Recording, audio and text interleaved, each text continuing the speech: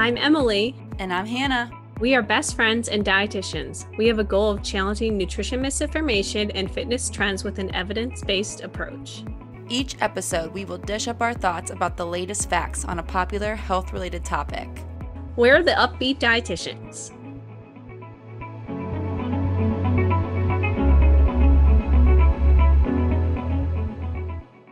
Hello, everyone. Welcome back to another episode of the Up-Beet Dietitians podcast. Hello, everybody. Welcome back to the pod.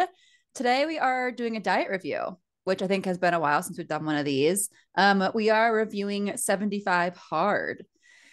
It's when this comes out. What was that? Audience rumbles. Like ominous, like, oh. This might come out quite a bit past New Year's, but I think it's still fitting because resolutioners maybe are still sticking with things into February and March. I feel like 75 Hard is typically, it correlates to New Year's resolutions, as we'll kind of explain today. But we're going to go over what 75 Hard is, maybe some benefits of it, if there are any. And then we're going to go over the big glaring issues, which, as you guys probably know around here, any diet review typically involves a majority of our time spent discussing the issues of said diets. So that will be the bulk of today's episode for sure. Yes. It'll be exciting. I didn't know a lot about 75 Hard before now, but this is going to be fun to chat about. It'll be good. So let's get right into it. So what is 75 Hard? 75 Hard is, I looked this up because I was going to ask you in the episode. I'm like, Emily, Google is free. It's a 75-day program, hence the name. And it was created by an individual named Andy Frisella, who is an author, YouTuber, and podcaster. Something right off the bat, this was quoted from the website. It says, "This is not a fitness program. 75 Hard is a transformative mental toughness program." This is a key element to everything that is going to come later. But remember that little mental toughness. Quote. Yes, not a fitness program. Mm-hmm. So you do this for 75 days, and there are 5 rules to the program, as any fad diet has, or any wellness scammy program, but that's a spoiler. There are always rules, and these are the rules of 75 Hard, and they're actually a little bit different than our normal typical fad diet, which is kind of fun. So yeah, the first rule is choose a diet and follow it. A disclaimer: Andy, our founder of 75 Hard, I had to throw this of 75 Hard on there because I didn't like how I was going into that, is not a personal trainer nor a dietitian. And he does suggest that you consult a professional before starting the program and to find a nutrition program that will work well. Which, some points for that. At least he's not saying what diet to follow without the education to do so. Yeah. But we'll save it. We'll save it when we get to the cons. Yes. So rule number 1. We're going to kind of break down each of these rules actually and go into them more specifically. So that's kind of just the overall for number 1. Yeah. Number 2 is you have to complete 2 45-minute workouts daily. And one of them has to be outside. So 90 minutes daily for 75 days, you must do to follow the rules. No days off. That's kind of the whole point of it, is if you have any days off, you have to start back over. And you have to go outside for 45 minutes. If it's negative 30, better suck it up. This is mental toughness we're working on. Yeah. You better be out there. Andy doesn't care about your frostbite. Get over it. But that's also a spoiler. We're already going into it. I know. The third rule is to drink a gallon of water every day. Just once again, not a dietitian. Okay, moving on for now. Yes. Rule number 4 is to read 10 pages of nonfiction, which I personally from a non-healthcare professional standpoint, hate this rule because I don't like nonfiction. And something to know about this rule, which makes it even worse, is audiobooks don't count. That's like how I consume all my books is audiobooks. Yeah. And that's such a huge, that's where a lot of people read now. Yeah. It's like, it's coming back. Like reading wasn't like trendy, but like audiobooks make it so much more accessible. It helps me to read more because otherwise I don't have the time, or I don't think I have the time in my head to like sit on the couch and read. Whereas I can like get so much more information, which I do like nonfiction. I like both nonfiction and fiction, but I can consume so much more of either one if I use it in audiobook form. So I'm less likely to do it. I guess I'm just not mentally tough enough. That's what it is. You wouldn't be able to be, I don't even know what the name of like someone who follows. I wouldn't be you know I what? know I don't want to. I don't really want to name it. We'll jump past that. Something else to know about this nonfiction you're reading is it has to be a genre of personal development, which I actually do like self-help books a lot. Yeah. Rule number 5 is you have to take progress pictures. And you're probably wondering why this is a mental toughness program.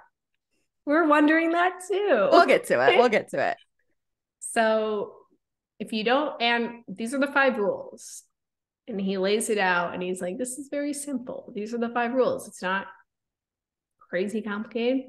But if you don't follow one of the rules for one day, you have to start back over at day 1. Right. So like if it is -30 one day and you can't do your outside workout, that sucks. Yeah, you have to start all the way back over at day 1 and do 75 more days. If you are only able to do one 45-minute workout, sucks for you. Yeah. If you've got a job and kids and other responsibilities and you just couldn't fit 90 minutes in because you have other things to do besides just being hard. I don't know how to categorize these people. Then that just sucks for you. Yeah. So let's talk about the benefits because we always go benefits first, then we go it's like cons. The smallest list in the world. And with each of them we have caveats as to why they're not really benefits. So first benefit is there's goal setting involved. There's some motivation. It can be motivating. Yeah. Most of them are kind of SMART goals. I don't know if they really have the timeline standpoint on it because they're just saying right away, you're going to do all this. There is the timeline of like 75 days, I guess, where you can like reassess your progress, see how it's doing and kind of go from there. But yeah, we'll get to it later too, but there's better ways or alternate ways. Maybe not better because maybe people do like this and that's great for them, which we should said this earlier too. If this is your thing, you love it, it does not seem to cause any kind of like disordered eating or exercise habits for you, you really think this is great, that's wonderful for you. Please don't leave any hate comments telling us why we are wrong and it's the best thing that's ever happened to you. Because it may not be for other people. This podcast is not just for you. No, this is not an individualized podcast. No. But yeah, goal setting and motivation. The other one is that we do have the possibility of making health promoting behavior changes, which is a good thing. Obviously, like if your goal is to improve your health, which first of all, or I guess before I get into that more, you don't always need to be working on your health. It's okay if that is not a priority of yours. But if it is, we do want to do it in a way where we are doing things like this, like maybe changing certain diet habits and getting more activity and getting plenty of water. So there is a possibility of like doing those things that are objectively good for your physical health. But these, as we'll get to, may lead to disordered eating, as we'll describe below. Or describe next. Yes. You guys aren't looking at our outline. No. So let's get to the cons. Yeah. So we kind of have it categorized. Like the first couple, or I guess the first one, I guess more so is more general, but then we kind of go into each one kind of specifically and talk about why they are problematic. Mm-hmm.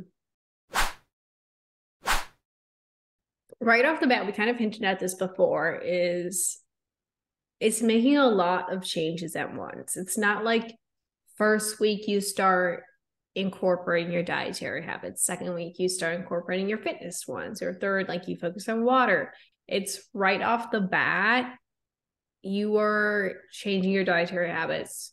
You are exercising for 90 minutes a day. You are reading if you like, but if you hadn't read a book in like 10 years, that's where do you start? What if you drink like 16 ounces of water a day? A gallon's going to feel like a lot. You're going to be in the bathroom. Might not have time for your other things because you're in the bathroom. It's a lot of changes at once, especially if you are sedentary. Going to that 2 45-minute workouts a day can feel like a large leap. I will note, because I scoured this website, it even says in the website, like, even if you hadn't worked out in X amount of years, you could still do this program. And I was like, maybe if it was like stretching, like, or like something very light, but still that's 90 minutes more of activity that one, you weren't maybe incorporating from like a time standpoint into your life, or like your body's not used to moving that much regularly. And after that third or fourth day, you're going to be feeling it a lot. So one, the time standpoint. Two, Hannah mentioned the dangerous weather conditions before of like negative 35-degree weather. Like one of your workouts has to be outside regardless.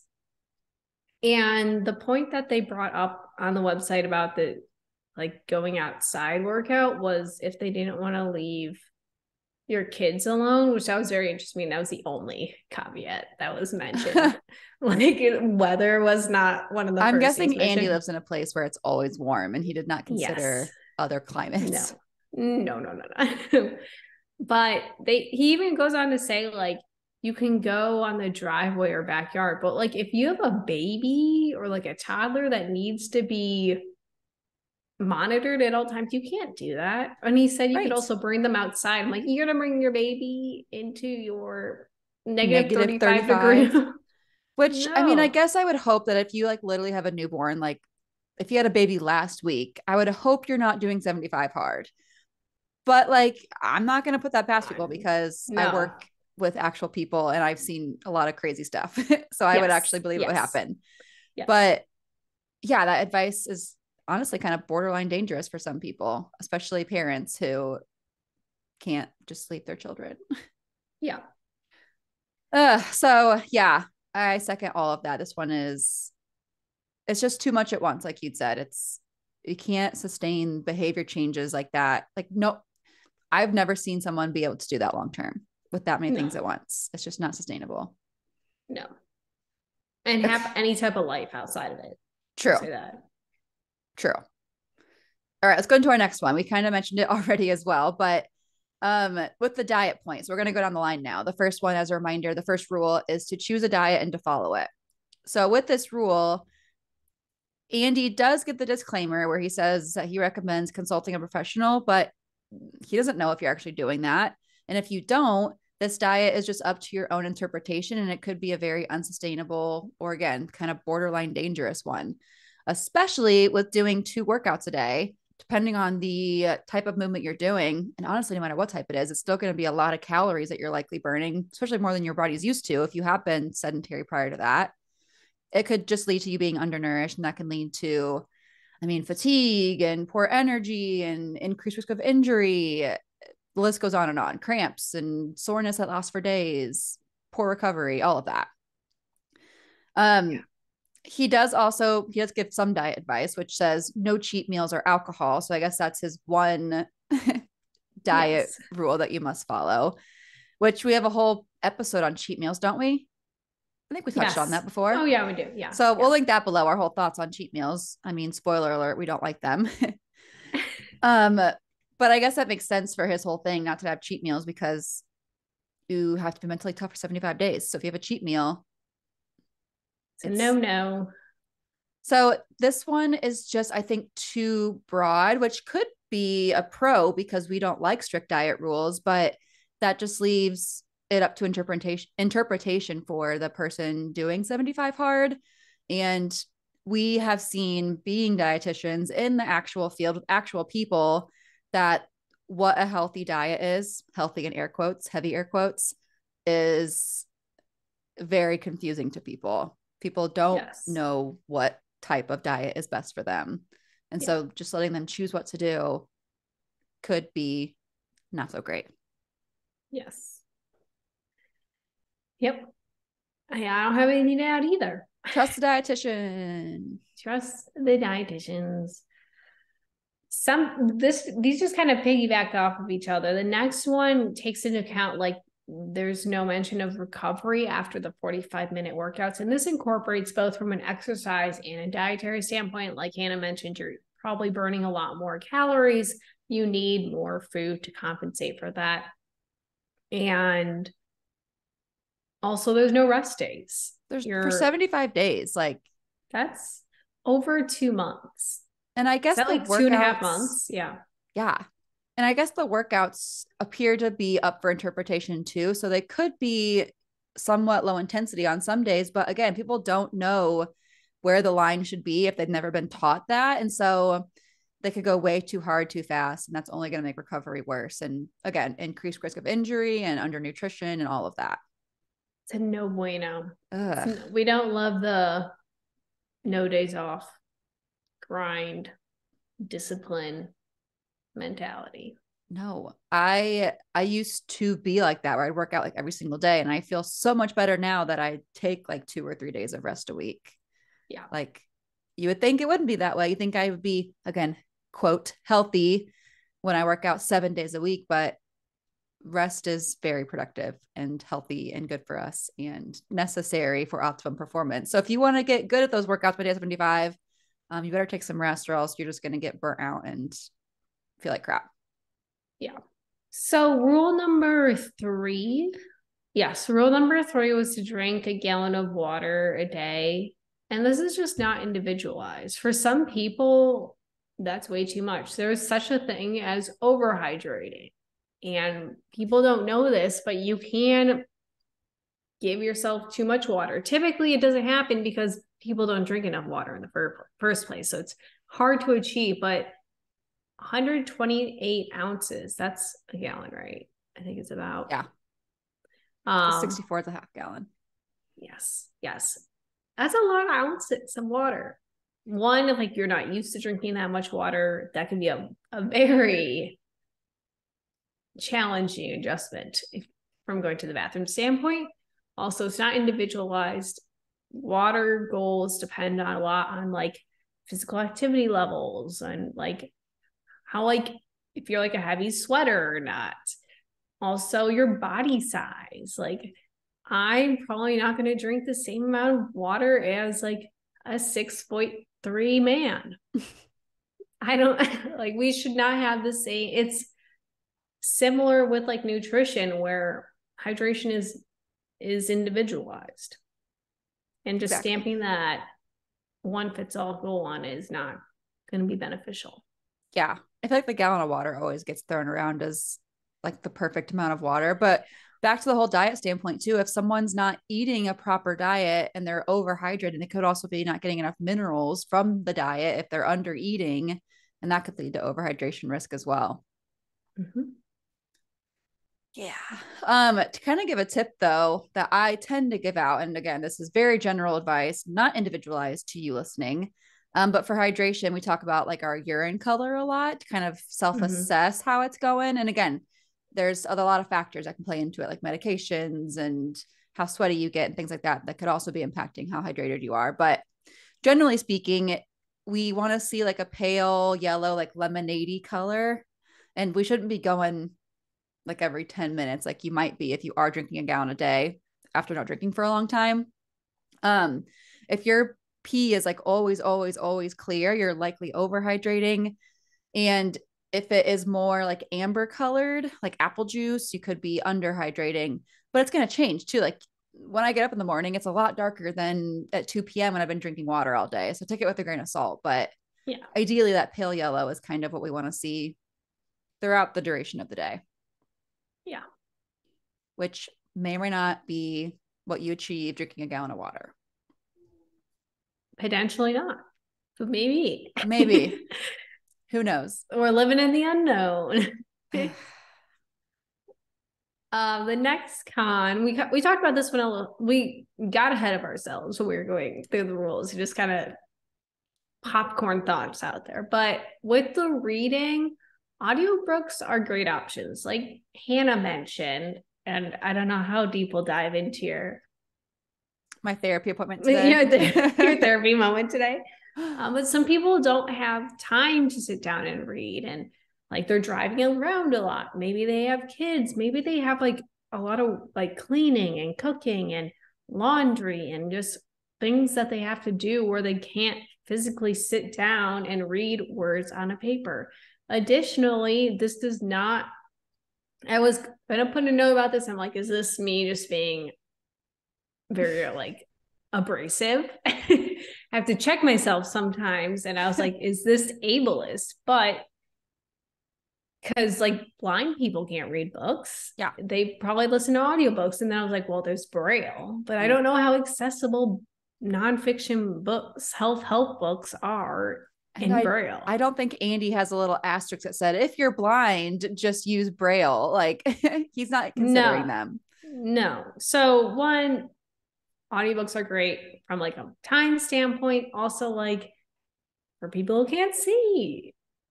So that's just a no. Yeah. I like the idea of reading more. I think more people should read more. Yeah.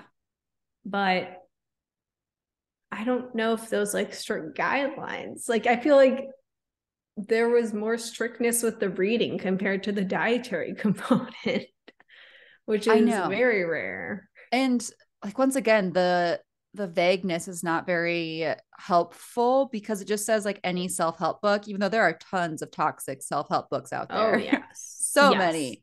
So, I mean, that could also just lead to more problems, or you're just digging a deeper hole by doing this. Okay, our next one is the progress photos, which we discussed, I think, in our episode about like the red flags of a diet a lot. How if someone uses progress photos to sell their weight loss program or diet or whatever, that's a red flag because it doesn't actually show you anything about the diet that can be altered. We'll link it below so you guys can listen to it. But like Emily kind of alluded to at the very beginning, if this challenge is about mental toughness, then physical changes that you see via progress photos should be irrelevant. Yeah. And it's also not a fitness program per Andy.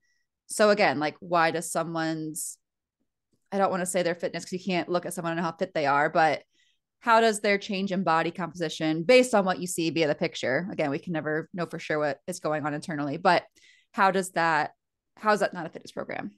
Yeah. And the website is just covered in them. Every single testimonial is a progress photo, which is very confusing because not only does it promote that like, oh, this is a fitness program, you might like lose some body fat, but it also perpetuates that like idea of like, I don't know the last time we've talked about this actually, that like weight loss is like better for someone's health. It perpetuates that idea. We talk about it all the time. I just don't remember the last episode we talked about it. It's been, so you need a refresher. I talk about it every day. I'm sure you've heard it from one of us recently, but maybe not a podcast episode. That's so true. Like maybe the progress photo shows that they now have abs they didn't have before, but are they like super, like are their muscles like made of glass now because they didn't have any rest for 75 days? Did they read awful self-help books and now they feel even worse about themselves than they did before?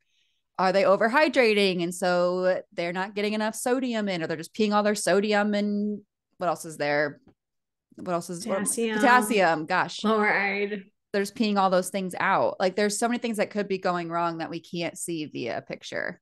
And just because they lost weight does not mean that they're better off. Nar. I feel like that's all I have to say. Okay, same. I could talk a lot more about it, but I don't know if anything more productive would come out of the conversation. Episode, honestly. Yeah. Yes. Yeah. We should do an episode on progress photos. We should. All right. Noted. Making a later note for Emily. Add to a list. Do a progress photo episode. There we go. This is a good way to plug, actually, real quick. If you have any episode ideas, you can always leave comments on our posts on our website. And we always see those, or you can always go to the contact part of our website as well and always shoot us an email that way, or DM us. We also look at those. So if you ever have episode topics that you want us to cover, let us know. Yes. Yes, yes, yes. The next con, we've kind of implied this, is there's not really any type of like flexibility in this plan for like sick. Oh my gosh, I didn't even think of sickness. Like if you get sick. Like, oh yeah, that. I was thinking like, oh, family and like daily mood changes and jobs. Also, if you get sick, like if you get a cold and you're out for like 3 days and you're on day 70, oof. Tough sucks luck for you. Here we go, another 2.5 months. It's so rigorous. And I don't think I put this in. Oh, okay. It's something I'm going to lump this in with bullet points that's coming later. It's just not sustainable because like there's no slowly weaning in or out process. It's very rigorous, and throughout the entire website, it just kept like actually screaming, like not like I'm getting vibe screaming. It's like there's text that is saying there are no compromises, and that's why you fail. It was saying it all, like every paragraph included it somehow. Like they brought up like people were like, well, what if I want to change this? And then he's like, no, that's the reason why you fail is because you make compromises. And I'm like, wow. Ugh. This was not made by someone, I feel like, who like had any type of adversity in their life. Right. It's like they had plenty of time. Maybe they worked there like 9 to 5, and this was their entire personality. Well, his whole thing is he says how he's an entrepreneur. That's like his other claim to fame. Yeah. I mean, twins, but like we're not out here like yelling at people about not making compromises. And if you're not doing these things, you're gonna be a failure. That's not motivating for so many people to like tell them that they suck. No. I have posted an Instagram reel and TikTok before, duetting Papa Swolio, which is the exact same. What do you always say? Like different font, same man, different same font. guy, different font. Yeah. I stole that from Emily. That's Emily's quote. Yeah. What was I saying? Oh, with the stitch that I did with him, or duet, whatever it was, I was like, who's motivated by this? And I got so many comments that said I am motivated. I'm like, okay, that's great. But I also got a ton that said like, no, being screamed at and told how terrible I am does not motivate me. No. So once again, like if it works for you, that's great. This podcast is not for you. But yes, if it doesn't work for you, it doesn't mean that something is wrong with you. No. You just get motivated by different things and approaches. Yeah. I feel like that also, all these 3 points just all tie together is that like it just emphasizes that all or nothing mindset where like if you're not doing all of it, you're a failure. And like that's already a type of mindset a lot of people have with food. And if you like lump in the exercise, or it's also something people have with food, exercise as well. But if you lump in all of it together, it can just, it's a concoction for a problematic situation. Yeah. In someone's mental health and physical health and probably emotional health. Like we're really tag teaming all of those in this. Yep. Yeah. Our last few points kind of all go together, but the last one we'll talk about is this can create a negative feedback loop where if you fail, quotes on the fail, you go back to day 1 and then these goals you likely failed because they were not realistic. And so you kind of find yourself in this endless cycle where these goals aren't sustainable for you, but you feel that you should be doing it. And so you just keep doing the same. It's what's the thing where they say insanity, like the definition is doing the same thing. over and over again and like expecting different change. results. That's kind of like this. Not that I want to call anyone listening to this insane, but No. you just find yourself in this loop that can only be stopped by ditching this and finding an approach that's better for you. Yeah. So all in all, let's focus on what we can do. There are some aspects of this plan that can be beneficial. One, we love non-restrictive dietary, even though there is some restriction, but it's like this is the least amount of restrictions probably in a fad diet. That's true. Yeah. It incorporates a lot of different aspects of health. So like nutrition, fitness, hydration, like reading, so like intellectual challenges. Progress photos, I'm not even gonna throw that like any aspect. There's not really a lot of pros to that. No. So it does incorporate some good different elements of health. Maybe if you feel like this is something you'd be interested in, you could like, I know he says no compromises, but you're not paying him if you don't pay pay to enter his program. So you can kind of do your own 75 hard challenge and do it. Well, like they maybe have like they have 75 soft. It's also a thing. You can make whatever you want. Yeah. It's been adapted, but you can even adapt it to you even further. Yes. Yeah. And you can add other elements of this that like maybe you like wanting to focus on. You could throw sleep in there. I want to see a fad diet that emphasizes sleep. Yeah, where that's never happened before in the world of diet culture. No. Why are we not emphasizing that more? Well, it doesn't directly lead to weight loss, so that's why it's not a real good seller. You're right. When people are asleep, they're not working out. Right. They're not burning very many calories if you're just laying there. Yeah. So this can be it has some elements of being a good motivator, but it's good to reflect on like what you know works best for you. And if you do try it and it doesn't work, that's not on you. Yeah.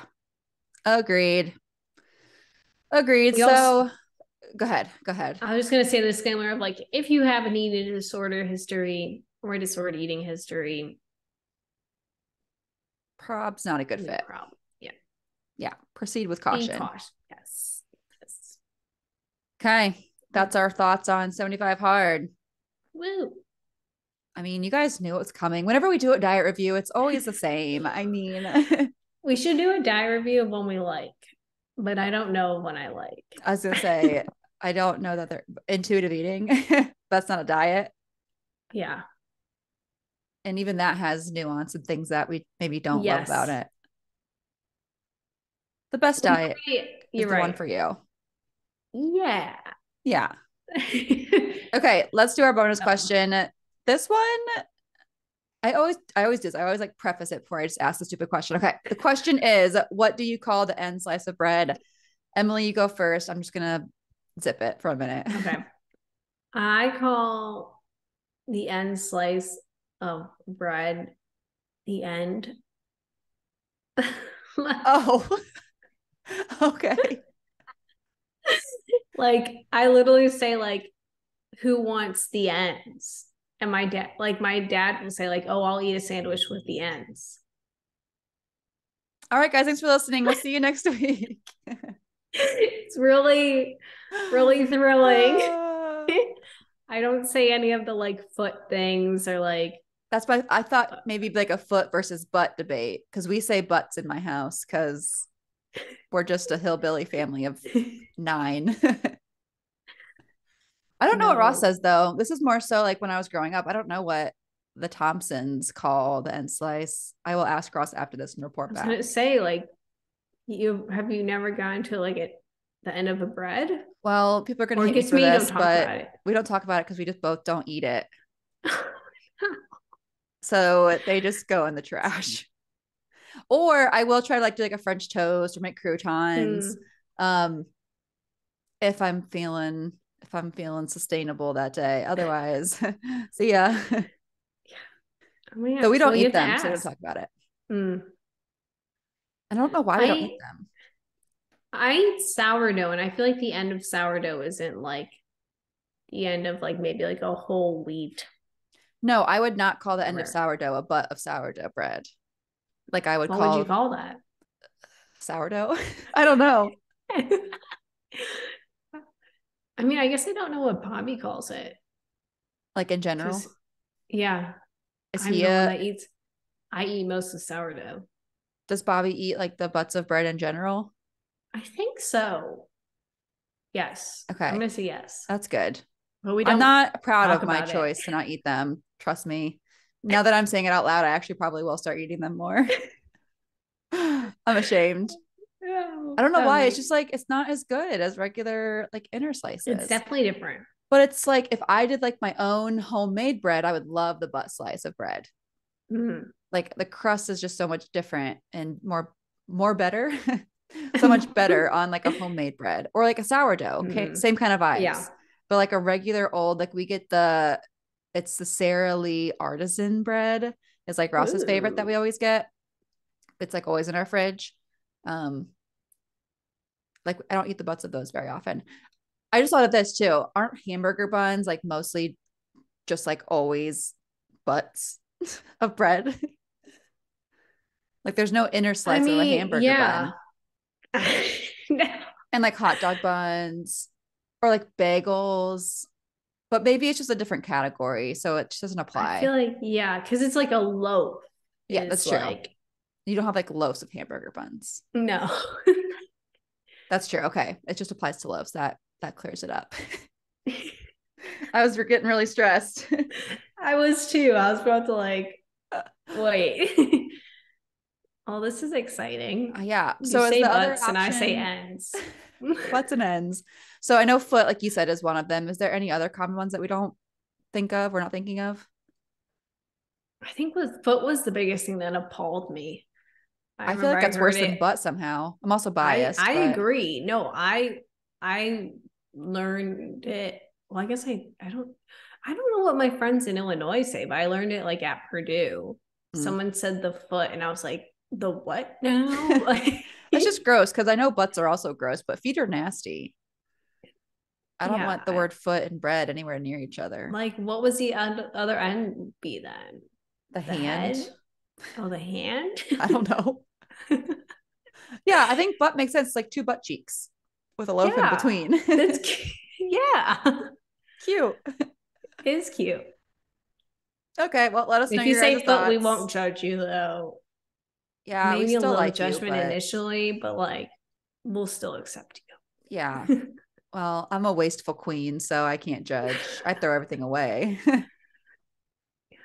That's I'm gonna okay. work on that. That's my new goal. Add that to my 75 hard. Eat all the butts. Bread butts.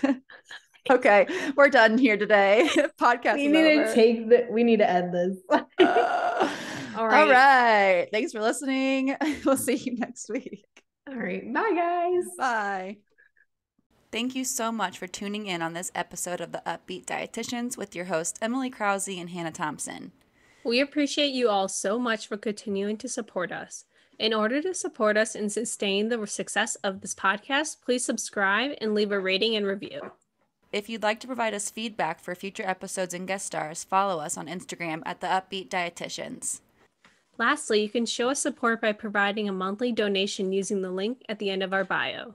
Once again, thank you so much for listening today and stay tuned next Wednesday for a new episode. Until then, we hope you have a wonderful rest of your week.